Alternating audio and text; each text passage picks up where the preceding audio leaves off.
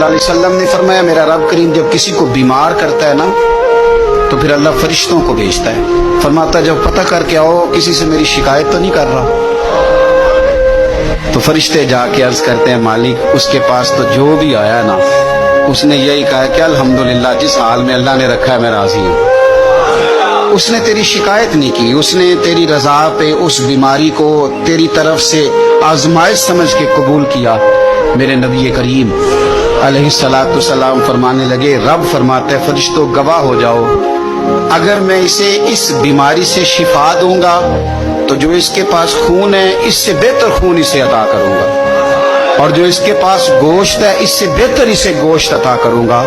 اور اگر میں اسے اس بیماری میں وفات دوں گا تو پھر میں اسے جنت عطا کروں گا۔ اگر شفا دوں گا تو بہترین شفا دوں گا، اور اگر وفات دوں گا تو پھر جنت دوں گا۔ جب آپ حوصلے کے ساتھ چیزوں کو قبول کرتے، جب آپ کی طبیعت کے اندر صبر چھلکتا